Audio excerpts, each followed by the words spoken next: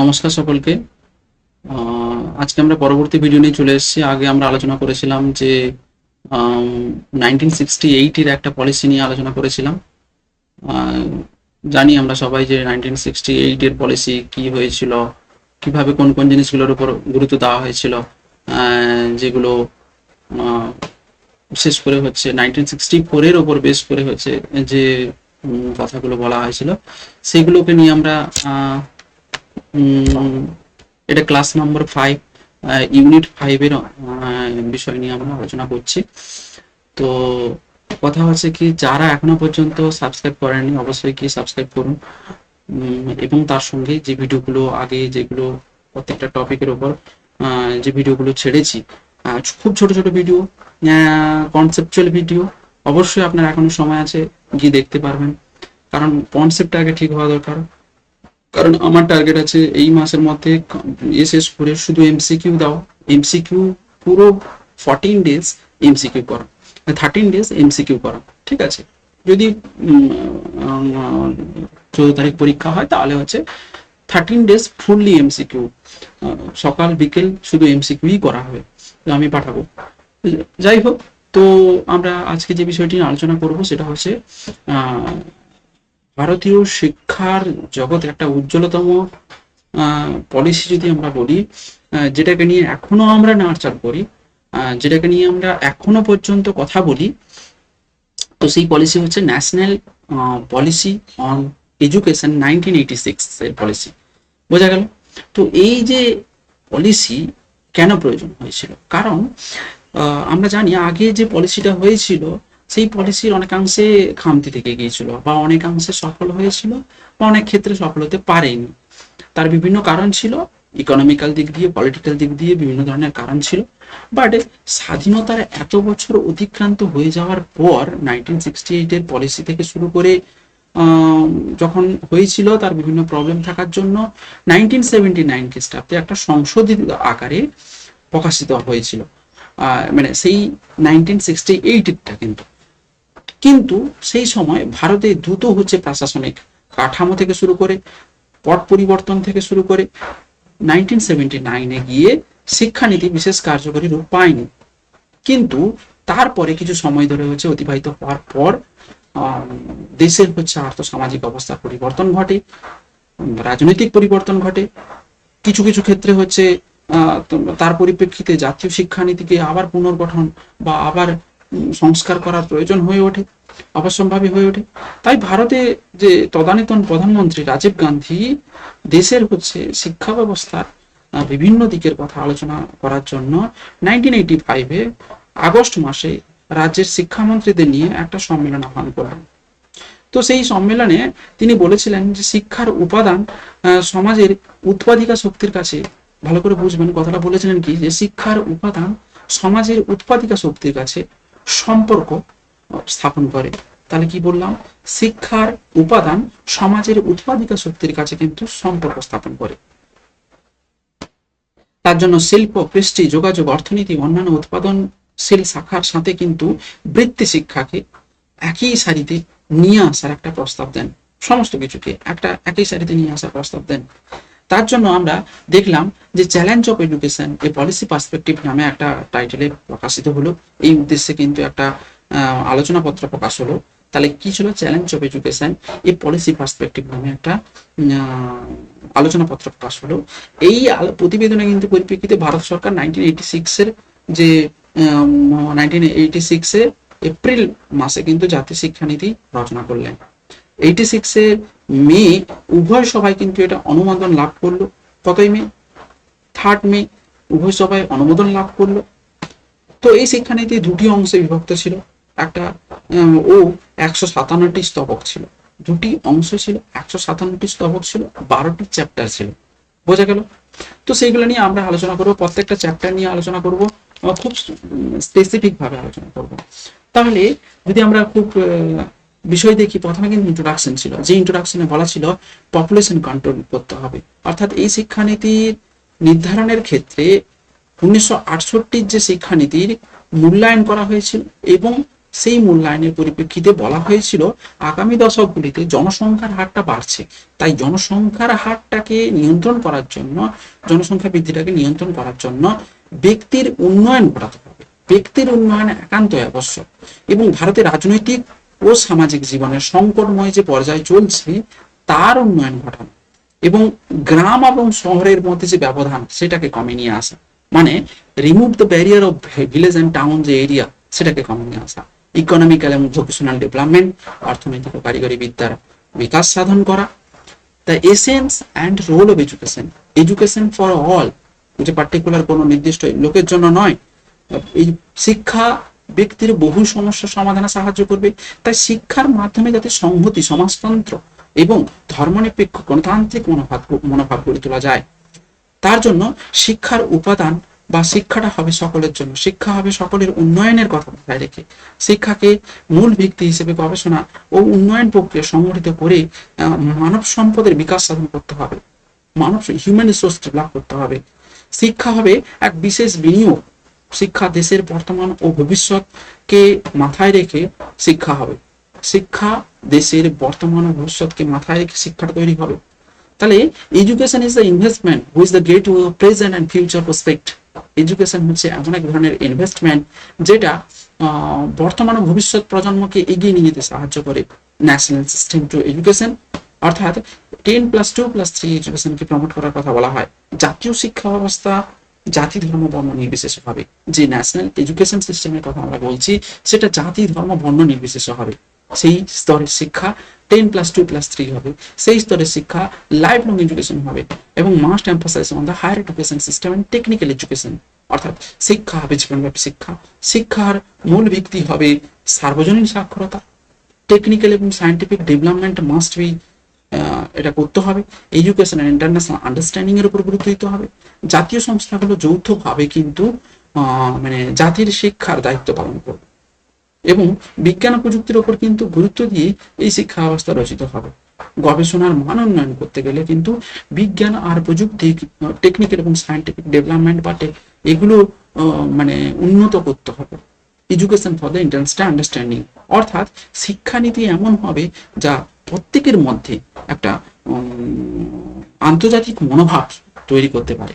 Education next হচ্ছে education for equality, অর্থাৎ আমরা জানি জাতীয় শিক্ষানীতিতে তফসিলি জাতি থেকে শুরু করে, তফসিলি উপজাতি থেকে শুরু করে, অনগ্রসর সম্প্রদায় থেকে শুরু করে, সংখ্যালঘু সম্প্রদায় থেকে শুরু করে গুরুত্ব দেওয়া হয়েছে এবং তারা যাতে বঞ্চিত না হয় কোনোভাবেই, তারা যাতে শিক্ষার সুযোগ থেকে বঞ্চিত না হয়, তারা যাতে প্রাথমিক থেকে শুরু করে হচ্ছে উচ্চশিক্ষা পর্যন্ত শিক্ষার সুযোগ পায়, শিক্ষার সকল স্তরে শিক্ষার সুযোগ পায়, তার দিকে গুরুত্ব দেওয়ার কথা বলা হয়েছিল। তার জন্য রিমুভ দ্য ইলিটারেসি, অর্থাৎ নিরক্ষরতাকে দূরীকরণ করতে হবে। নারী সমাজে সাম্যের জন্য শিক্ষা করতে হবে, সাম্যতা নিয়ে আসতে হবে। এসটি, এসসি, ওবিসি সকলকে শিক্ষা দিতে হবে। তফসিলি জাতির জন্য শিক্ষা, তফসিলি উপজাতির জন্য শিক্ষা যেমন থাকবে, সংখ্যালঘুদের জন্য শিক্ষা থাকবে এবং প্রতিবন্ধীদের জন্য শিক্ষা থাকবে। অর্থাৎ এডুকেশন ফর ডিসেবল স্টুডেন্টস বা দিব্যাঙ্গ স্টুডেন্টস, তাদের জন্য শিক্ষার ব্যবস্থা থাকবে। তারপরে রিঅর্গানাইজেশন অফ এডুকেশনের ডিফারেন্ট স্টেজে এডুকেশনের রিফর্ম করবে বা রিঅর্গানাইজ করতে হবে। প্লেওয়ে মেথডটাকে কাজে লাগাতে হবে, তার সাথে সাথে প্রোভাইড 3R এডুকেশন সিস্টেম, মানে মানে রিডিং, রাইটিং এবং অ্যারিথমেটিক, এই ব্যাপারগুলোকে কিন্তু কাজে লাগাতে হবে। তারপরে ECC for all round development, ECC থাকবে, অর্থাৎ মানে থাকবে early childhood care and education, যেটা শিক্ষাকে প্রাধান্য দিতে হবে, শিক্ষার্থীর সামগ্রিক বিকাশের ক্ষেত্রে কিন্তু থাকবে। এবং আর কি থাকবে, আমি নবোদয় বিদ্যালয়ে আর হচ্ছে অপারেশন ব্ল্যাকবোর্ড নিয়ে বলবো। 432টি যে নবোদয় বিদ্যালয় প্রতিষ্ঠা করা হবে শিক্ষার গুণগত মান উন্নয়নের জন্য, শিক্ষার গুণগত মান বৃদ্ধির উদ্দেশ্যে দেশের বিভিন্ন অংশে 432টি নবোদয় বিদ্যালয় স্থাপন করা হবে। ডিস্ট্যান্ট মানে চাকরি থেকে ডিগ্রিকে বিচ্যুত করা, অর্থাৎ ডিগ্রি যদি নিয়ে আসে তাহলে চাকরির মানটা বা কোয়ালিটিটা থাকবে না, ঠিক আছে। তো ডিস্টেন্স ডিগ্রি টু জব এবং সার্ভিস, এটাকে কিন্তু ডিস্টেন্ট করতে হবে। রুরাল ইউনিভার্সিটি এস্টাবলিশ করতে হবে, অর্থাৎ রুরাল ডেভেলপমেন্টের দিকে এগোতে হবে। তার জন্য ফেজ ড্রাইভ করতে হবে। ফেজ ড্রাইভ নিয়ে আমরা বলবো, অপারেশন ব্ল্যাকবোর্ডেও সেখানে বলা হয়েছে ফেজ ড্রাইভের কথা। তো decrease the drop out rate, অর্থাৎ ড্রপ আউট রেটটাকে ঠিক করা, ড্রপ আউট রেটটাকে কমানো। বোঝা গেল? অনেক ড্রপ আউট সেই সময় কিন্তু দেখা গেছে, ড্রপ আউটের টাকা। Technical and management education making the system work, অর্থাৎ প্রতিনিয়ত উৎপাদন ও ম্যানেজমেন্ট, যদি আমরা কথা বলি উৎপাদন ব্যবস্থা, ম্যানেজমেন্ট পদ্ধতির, প্রযুক্তির ইত্যাদির সকলের দিকে লক্ষ্য রেখে কিন্তু কারিগরি ও পরিচালনা শিক্ষা ওপর পুনর্গঠন করতে হবে। তাই এই শিক্ষার একটা ধারাবাহিকতা যদি আমরা দেখি, শিক্ষাদান, বিদ্যালয়, কম্পিউটার শিক্ষার ব্যাপক প্রসার ঘটেছে। এখানে যে সকল বিষয়গুলোর কথা আমরা মাথায় রাখি, যে টেকনিক্যাল ম্যানেজমেন্ট শিক্ষার উপর গুরুত্ব দেওয়া এবং ফর্মাল এবং নন ফর্মাল শিক্ষাকে ডিগ্রি ও ডিপ্লোমা স্তরে ঐচ্ছিক কোর্স হিসেবে চালু করা, গবেষণার উন্নতির জন্য প্রয়োজনীয় ব্যবস্থা গ্রহণ করতে হবে গবেষণার উন্নতির জন্য, এবং তার সাথে সাথে হচ্ছে রিঅর্গানাইজিং দ্য প্রসেস অফ এবং process of the education. Reorganising process মানে একটা জিনিস কি, যে যেরকম সিস্টেম ওয়ার্ক করবে তার সাথে সাথে মানে কর্মসূচি রীতি কেমন হবে, পালনের ব্যবস্থা কেমন হবে, যেরকম সিস্টেম একটা ওয়ার্ক করবে তেমনি সেটাকে অর্গানাইজ করতে হবে। যেমন বিভিন্ন ধরনের সংস্কৃতি, মানে আমাদের দেশে হচ্ছে যেহেতু সাংস্কৃতিক ঐতিহ্যের সঙ্গে নির্বিচ্ছিন্ন হবে এবং নবপ্রযুক্তির মাধ্যমে একটা পারস্পরিক সমন্বয় রয়েছে, তার মধ্যে দিয়ে শিক্ষাটাকে একটু ত্বরান্বিত করতে হবে। ল্যাঙ্গুয়েজ, ভাষার মূল্যবোধ গড়ে তুলতে হবে, মূল্যবোধের অনুশীলন করাতে হবে, সামাজিক, নৈতিক, আধ্যাত্মিক, এগুলো হচ্ছে মূল্যবোধের দিকে উপযুক্ত ভাবে পাঠ্যক্রম কিন্তু তৈরি করতে হবে। তারপরে ভাষাটা কি, হিন্দি ভাষী হচ্ছে রাজ্যগুলিকে হিন্দির মাধ্যমে শিক্ষা দেওয়ার কথা, তার জন্য কলেজ প্রতিষ্ঠানের কথা বলা হয়। এবং ওয়ার্কিং অভিজ্ঞতা বা যেটা হচ্ছে কর্ম অভিজ্ঞতা গড়ে তোলা, অর্থাৎ প্রয়োজনে সমাজে এবং শিক্ষাক্ষেত্রে প্রয়োজনে কিন্তু সে কর্ম অভিজ্ঞতা গড়ে তোলা, শিক্ষার বিভিন্ন স্তরে অপরিহার্যভাবে গ্রহণ করা, অঙ্ক শিক্ষা করা, অর্থাৎ যে সকল বিষয়ে কিন্তু যুক্তি দিয়ে কোনো কিছুর বিশ্লেষণের সুযোগ পাওয়া যায় সেক্ষেত্রে কিন্তু অঙ্কশাস্ত্রকে কাজে লাগাতে হবে। তার সঙ্গে সঙ্গে টিচার অর্থাৎ শিক্ষককে গুরুত্ব দিতে হবে, শিক্ষকের উপযুক্ত মর্যাদা দান করতে হবে, ভালো শিক্ষার্থীর শিক্ষকতার মানে নিযুক্ত করতে হবে, শিক্ষকদের বেতন কাঠামোকে আকর্ষণীয় করে তোলা, শিক্ষকদের আচার ব্যবহার সম্পর্কে national code of professional ethics এটাকে রেডি করা শিক্ষকদের জন্য। এবং এই যে বললাম national code of professional ethics, যেটা আমরা জানি যে এনপিএসটিও আসছে, এনসিটি কতগুলো রেসপন্সিবিলিটি নেয়, এনসিটিও রেসপন্সিবিলিটি নেবে, শিক্ষকদের শিক্ষণের জন্য প্রশিক্ষণের ব্যবস্থা করতে হবে, এর জন্য হচ্ছে এনসিটি কিন্তু দায়িত্ব নেবে। Management of education, cap for the national level, management লেভেলে হচ্ছে কাজ করবে। State advisory board of education, অর্থাৎ সেখানে স্যাবও থাকবে স্টেট লেভেলের জন্য, ইন্ডিয়ান এডুকেশন সার্ভিস থাকবে। বোঝা গেল? দেন হচ্ছে resource and review, increase fee for the higher education, অর্থাৎ হায়ার এডুকেশনের ফিটাকে একটু বাড়াতে হবে, ফান্ড দিতে হবে, ফান্ডের ব্যবস্থা করতে হবে। তাহলে রিসোর্স এবং রিভিউ নিয়ে কথা বলা হলো কিভাবে, বোঝা গেল? তারপরে ফিউচার প্রসপেক্ট নিয়ে বলা হবে, মানে বৌদ্ধিক এবং আধ্যাত্মিকতার বিকাশ ঘটানোর জন্য গুরুত্ব দিতে হবে। অর্থাৎ সম্পদ, সংহতি অনুদান ব্যবস্থাকে কার্যকরী করার জন্য সম্পদটাকে গুরুত্ব দেওয়া, এবং তার সাথে সঞ্চয় তহবিল থাকবে, উচ্চশিক্ষার ফি বাড়াতে হবে, সুযোগ সুবিধাকে সৃষ্টি করা যাতে সকলে সুযোগ সুবিধা পায়, এবং তার সাথে সাথে হচ্ছে ফিউচারকে দেখা। এবং আর একটা জিনিস ছিল অপারেশন ব্ল্যাকবোর্ড নবোদয় বিদ্যালয়। আমি ছোট করে বলে দিচ্ছি, কারণ বেশি বড় করে বললে অনেক সময় চলে যাবে। অপারেশন ব্ল্যাকবোর্ড যেটা হচ্ছে 1986 সালে জাতীয় শিক্ষানীতি, ভারতের শিক্ষার কিন্তু উন্নয়নের দিকে মাথায় রেখে শিক্ষার বিভিন্ন স্তরে যখন হচ্ছে শিক্ষার কথা বললো, তখন শিশু শিক্ষা থেকে শুরু করে প্রাথমিক শিক্ষা থেকে শুরু করে উচ্চশিক্ষা থেকে শুরু করে বিধিমুক্ত শিক্ষা থেকে শুরু করে সব কথাই বলেছিল। তো এই বিভাগের একটা উল্লেখযোগ্য শিক্ষার পুনর্গঠন স্তর হলো প্রাথমিক শিক্ষা। তো সেখানে সমগ্র দেশে প্রাথমিক শিক্ষার উন্নয়নের জন্য ফেজ ড্রাইভ দেওয়ার কথা ব্যবস্থা অতি অতি মানে অবিলম্বে কিন্তু গ্রহণ করার কথা বলা হয়েছিল। তার জন্য অপারেশন ব্ল্যাকবোর্ডের কথা বলা হয়, যেখানে অপারেশন ব্ল্যাকবোর্ড হচ্ছে বিদ্যালয়ে, যেখানে আমরা জানি সেই সময় এমন সমস্যা ছিল, বিদ্যালয়ে গৃহ ছিল না, উপযুক্ত শিক্ষক ছিল না, শিক্ষা উপকরণ ছিল না, পানীয় জলের সঠিক ব্যবস্থা ছিল না। এইগুলোকে উন্নতিকরণ করার জন্য, শিক্ষার মানটাকে উন্নতিকরণ করার জন্য, শিক্ষা উপকরণ সরবরাহ করার জন্য, শিক্ষায় অনুকূল পরিবেশ সৃষ্টি করার জন্য, প্রত্যেক শিক্ষার্থীকে যাতে বিদ্যালয়মুখী করা যায়, বিদ্যালয়ের ছুট যেন না হয়, ড্রপ আউট যাতে না কমে যায়, তার জন্য অনেক অপারেশন ব্ল্যাকবোর্ড কিন্তু প্রকল্পের কর্মসূচি ছিল অন্যতম। সেখানে দুখানা বড় বড় হচ্ছে ঘর থেকে শুরু করে প্রত্যেক বিদ্যালয়ে প্রয়োজনীয় শিক্ষা উপকরণ থেকে শুরু করে 2জন শিক্ষক থাকবে প্রতি সেই দিনতে, 1জন করে শিক্ষক, এবং পানীয় জল থেকে শুরু করে শৌচাগারের ব্যবস্থা থেকে শুরু করে সমস্ত দিকের কথা বলা হয়। এবং স্বাস্থ্য সচেতনতা নিয়ে কথা বলা হয়েছে, শিক্ষা পদ্ধতির উপকরণ কি হবে, এগুলো ধীরগতিতে কিন্তু অপারেশন ব্ল্যাকবোর্ডের হচ্ছে কর্মসূচি আস্তে আস্তে চলতে থাকে এবং দেশের বিভিন্ন ক্ষেত্রে কিন্তু এর ফলপ্রসূ একটা দিক আমরা কিন্তু দেখতে পেয়েছি। তারপরে নবোদয় বিদ্যালয়ের কথা বলি। নবোদয় বিদ্যালয় ছিল বিশেষ করে যে আমরা জানি যে জাতীয় শিক্ষানীতির তে 1986 সালে জাতীয় শিক্ষানীতিতে মাধ্যমিক শিক্ষার উন্নয়নের জন্য একটা বিশেষ কর্মসূচি নেওয়া হয়েছিল।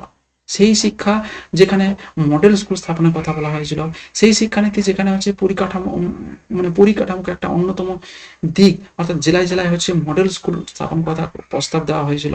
নবোদয় বিদ্যালয়ের যে মেন যে বিষয়গুলো ছিল, যে মাধ্যমিক শিক্ষার উন্নয়নের জন্য উন্নত শিক্ষার ব্যবস্থা করা, দুর্বল শিক্ষার্থীর জন্য আসন সংরক্ষণ করা, যারা হচ্ছে পিছিয়ে পড়া, যারা হচ্ছে দুর্বল, তাদের জন্য আসন সংরক্ষণ থাকবে এবং সুযোগ সুবিধার ব্যবস্থা থাকবে, তার জন্য গুণগত মানের উন্নয়ন থাকবে, গুণগত মানটাকে বাড়ানো, আবাসিক অবৈতনিক শিক্ষার ব্যবস্থা করার কথা বলা হয়, ভর্তি পরীক্ষা থাকবে, ভর্তি করাতে হবে প্রত্যেক বিদ্যালয়ে, এবং তার সাথে সাথে হচ্ছে বুদ্ধি ও মানসিক ক্ষমতার পরীক্ষা নেওয়া হবে। তার সাথে সাথে আসন সংরক্ষণ, ত্রিভাষা সূত্রের প্রয়োগ, শিক্ষার মাধ্যম কি হবে, শিক্ষার মাধ্যম নিয়ে বলা হয়েছিল আঞ্চলিক ভাষায় পড়লেও নবম শ্রেণীতে কিন্তু প্রথম অষ্টম শ্রেণী পর্যন্ত আঞ্চলিক ভাষায় পড়লেও নবম শ্রেণীতে শিক্ষার মাধ্যম হবে হিন্দি ও ইংরেজি। এগুলো নিয়ে বলা হয়েছিল। পাঠ্যক্রম নিয়ে কথা বলা হয়, শিক্ষক নিয়োগ নিয়ে কথা বলা হয় এবং শিক্ষণ পদ্ধতি নিয়ে কথা বলা হয়েছে, এবং বিদ্যালয় পরিচালনা বা বিদ্যালয় শিক্ষা নিয়েও বলা হয়েছিল। তার সাথে সাথে হচ্ছে কেন্দ্রীয় মাধ্যমিক শিক্ষা বোর্ড থাকবে এর পরিচালনার জন্য, যেটা আমরা central advisory board of education cap বলি, এবং তার সাথে শিক্ষা উপকরণ কি কি থাকবে, সরকারের নিয়ন্ত্রণে কতটা থাকবে, শিক্ষার লাভের কতটা সুযোগ থাকবে, এগুলো নিয়ে কিন্তু বলা হয়। বিভিন্ন অসুবিধা থাকা সত্ত্বেও নবোদয় বিদ্যালয় বিভিন্ন ক্ষেত্রে কিন্তু তার ফলপ্রসূ আমরা দেখতে পাই, এখনো পর্যন্ত তার একটা ভালো দিক দেখতে পাই, বা ভালো তার মানে যে উন্নতি সেগুলো আমরা দেখতে পাই। এবং একটা শুধুমাত্র এটাকে কিন্তু এটা আমরা জানি কতগুলো মুষ্টিমেয় লোকের কাছে যদি শিক্ষাটাকে আরোপ করা হয়, তাহলে কিন্তু সেই শিক্ষা কিন্তু ছড়িয়ে যেতে পারবে না। তার জন্য শিক্ষা হবে সকলের জন্য, শিক্ষা হবে সর্বাঙ্গীন বিকাশের জন্য। বোঝা গেল? আজকে এতটা পর্যন্ত। নেক্সট হচ্ছে আমরা একটা পরবর্তী ভিডিও নিয়ে আলোচনা করব। যারা পরপর দেখছেন অবশ্যই দেখুন, খুব ইন্টারেস্টিং ভিডিও, খুব স্পেসিফিক ভিডিও, খুব স্পেসিফিকভাবে বানানো আছে। দেখতে থাকুন, লাইক করুন, কমেন্ট করুন, বন্ধুদের কাছে শেয়ার করুন, ভালো লাগলে পরবর্তী ভিডিও দেখুন, এবং খুব তাড়াতাড়ি আমরা 5th ইউনিট কমপ্লিট করে নেব। Thank you so much, thanks to all of you.